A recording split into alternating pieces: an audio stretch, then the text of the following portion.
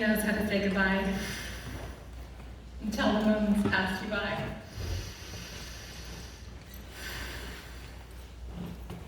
Love you, Em.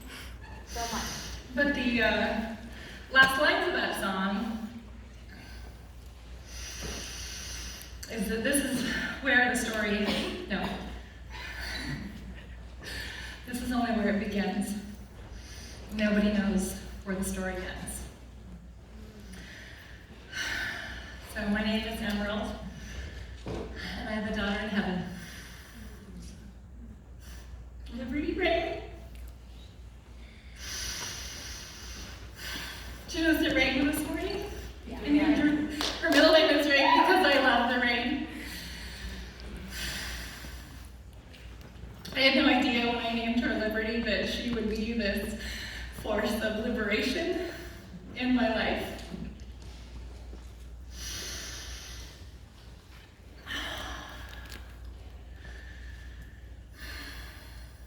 I thought that I had been through my fair share of difficulties, but that's not for us to decide. Built a lot of resilience, being a single mom, but nothing could prepare me for April 9th of 2017, when she died suddenly after a brief illness.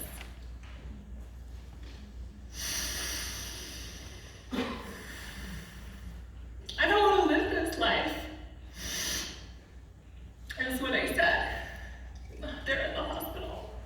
I don't want to live this life without her. My one and only, my sweet girl, Liberty Rain.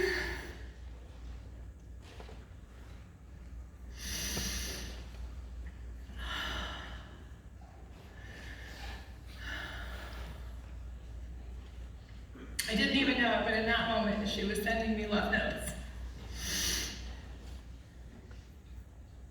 And when I went, I didn't go home right away. I went to my boyfriend's house. Stayed there for a while, I couldn't go home. But as I prepared for her memorial, I kept finding all these love notes written on leaves, scraps of paper, cards that she'd given me. Liberty loves Mom.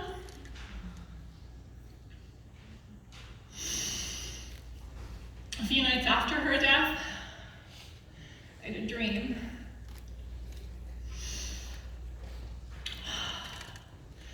These huge wings of a giant bird.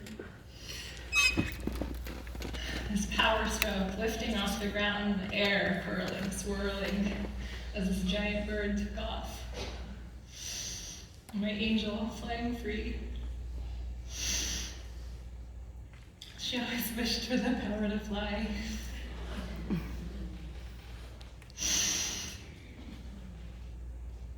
And wings were a theme. She started sending me butterflies. And the first one came about 4 months after she had died. It was a particularly hard day. I walked out to my garden, found this perfectly beautiful dead monarch butterfly right there. Never found a whole butterfly before. A message from her: I'm still with you, I'm right here with you. Everything's gonna be okay.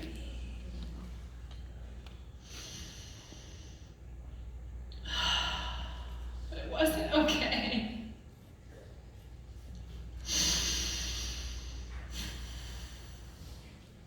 I had to post about that at one point. Don't ask me how I'm doing. I am not okay.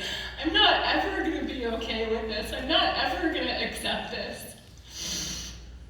It needs to be okay to not be okay. Yes. Right? How's everybody feeling? Sorry, I had tissues out. But yeah, people would ask me, how you doing? Are you okay? I'm here. That's all I can say sometimes. I'm here. I made it out of my house today. Showed up for work. That's all you get.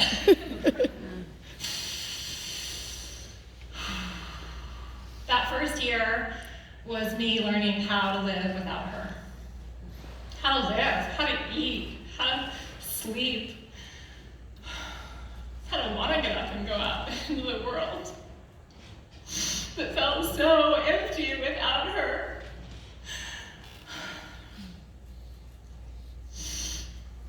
Dear teacher Susan, one of the kindergarten teachers from her school, said to me at her memorial, came up, hugged me, tears streaming down her face. Emerald, take care of yourself. Take care of yourself as if you are taking care of Liberty, because that's what she would want.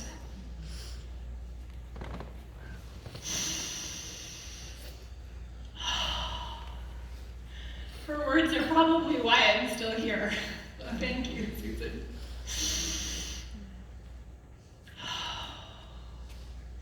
I think we got a lot of moms in this room, right? Yes.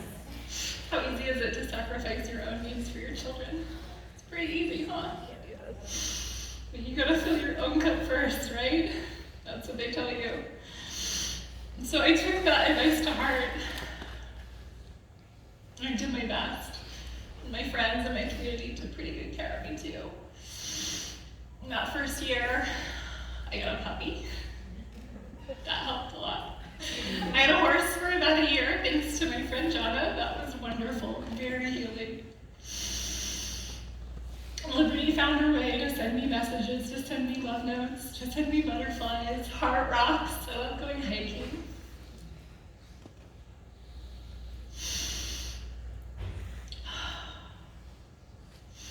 The first year I spent just figuring out how to live without her.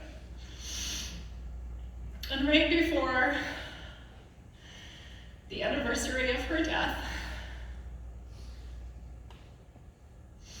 she found a way to send me a message through an unlikely medium.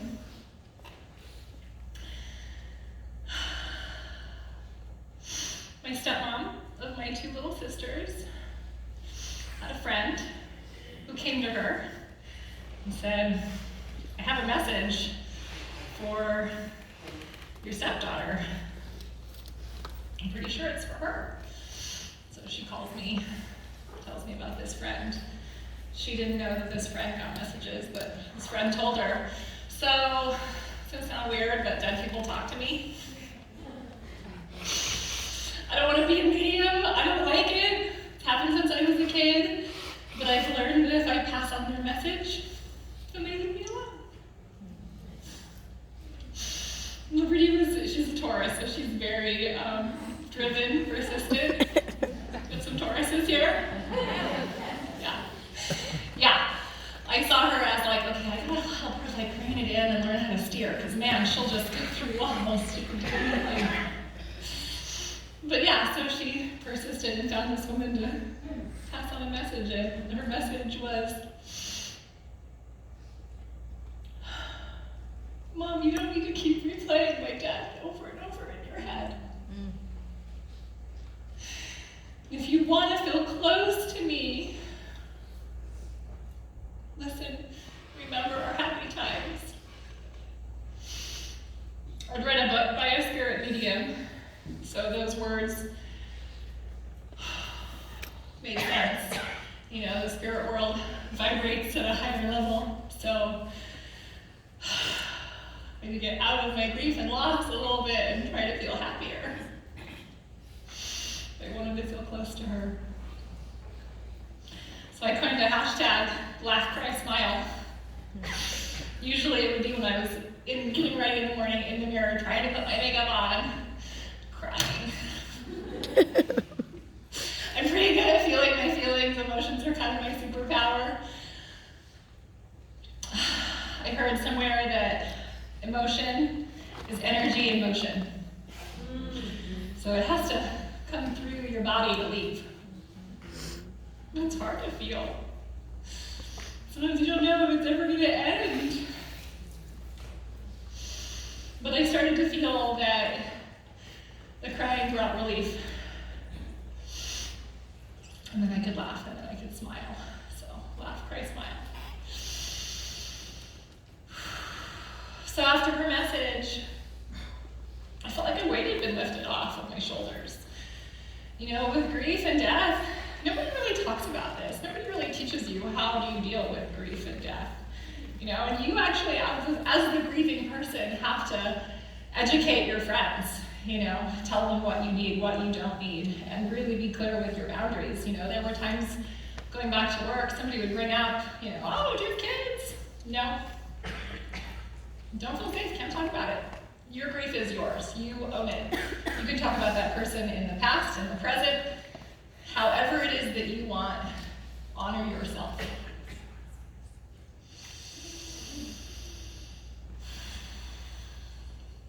So that second year was all about learning how to live with her in my heart every day. I read The Year of Yes by Shonda Rhimes. Great book, I recommend it. Said yes to like having fun. My friend invited me. Any Tom Petty fans in the house? Woo! I love Tom Petty. My friend invited me to go see Tom Petty at the Greek Theater in Berkeley. I feel guilty for having fun. Is that okay? So I said yes. Cried almost the whole time. It was amazing. Tom Petty is amazing on stage. Literally 2 weeks later, he passed away. Life is short. Tomorrow is not guaranteed. Our idea in our head that we have of next week and next month and next year doesn't really exist. So live right now. Thank you, Annabelle Fisher. Make your one life count. You know, but there's this freedom that comes also with your whole world ending. You know, any parent who's ever lost a child knows that there is your life before their death and your life after, and you are a different person.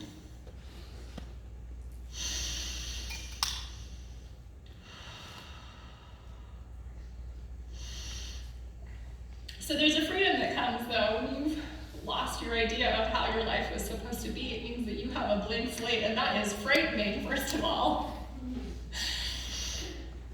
But you've heard a lot of things today and yesterday about how to create the life of your dreams, how to create what you want, how to reprogram your brain and your thoughts.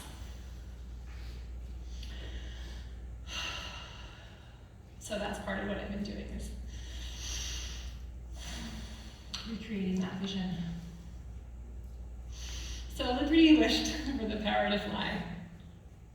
And she sends me butterflies. Spread your wings and fly. I was randomly in Walmart one day and found these beautiful wall stickers that were butterflies. And it had that written, spread your wings and fly. So I hung it up over her altar. A week and a half ago, I had no idea how this speech was going to end. I was not ready.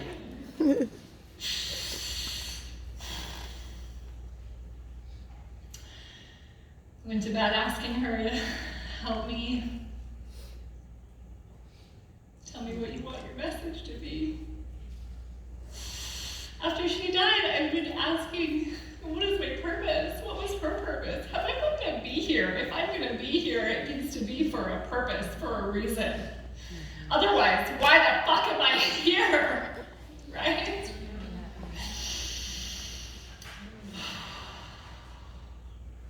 That's why you guys are all here, for a purpose.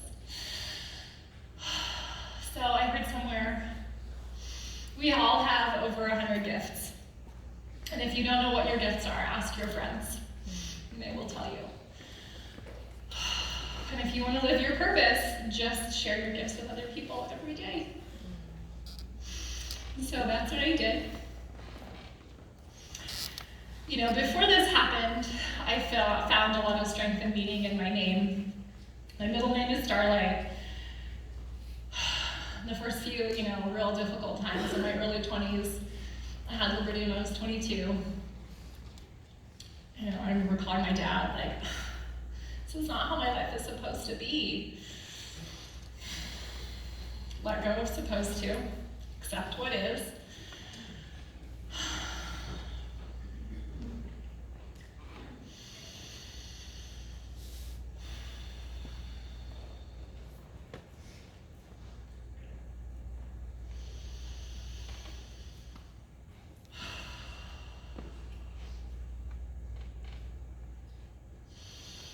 The stars only shine at night, right when it's dark.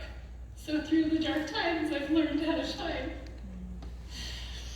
And part of it's my smile, part of it's that, I've been practicing the law of attraction for years, and always reaching for a better feeling thought, always wanting to give energy, to bring people up. That's how I saw sales, honestly, was just a transference of energy. That's what people are really buying, just that energy.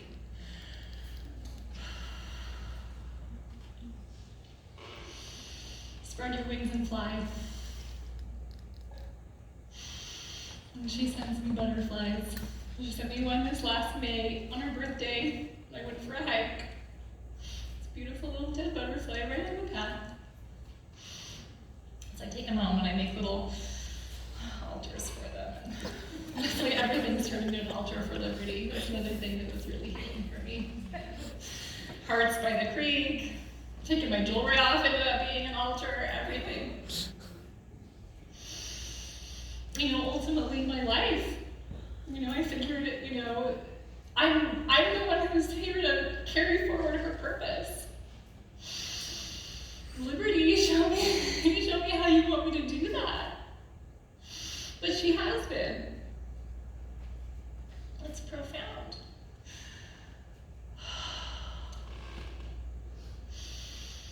And so I woke up last week at like 5:30. I don't really wake up early on my own. And I had all this stuff in my head. I was like, oh, okay, that's how she wants me to end it. Spread your wings and fly. So Liberty believed. Liberty always wished for the power to fly. She would wish on pennies thrown into wishing wells, birthday candles that she blew out, dandelion puffs floating with the wind. Mom, if I tell you what I wished for, will it ruin this? Will it ruin the wish? No, I don't think so. She had a big smile on her face. I wished for the power to fly. Do you think it'll come true? Yes! I believe anything's possible. She had a very rich imagination. I really, really wanted to cultivate that. And fairies and dragons, and a fairy garden. But around the age of, 9 or so, when she found out that Santa Claus and the Easter Bunny and the Tooth Fairy aren't real, she came to me one day, she was really mad. She goes, Mom, you lied to me. It's a horrible feeling as a parent, right? What did I do? I'm doing my best. I will never have the power to fly. Oh, God. Liberty, you could do anything. You could become a pilot. You could go hang gliding. You could pilot a hot air balloon. There's people that put on these flying suits and jump off of mountains and glide down. No, I mean magically fly through the air.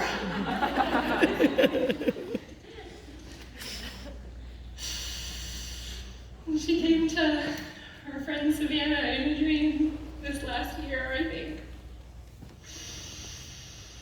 Savannah, I can finally fly.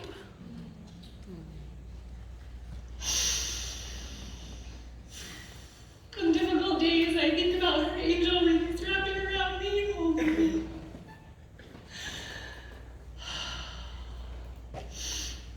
Teaching me how to spread my wings and fly.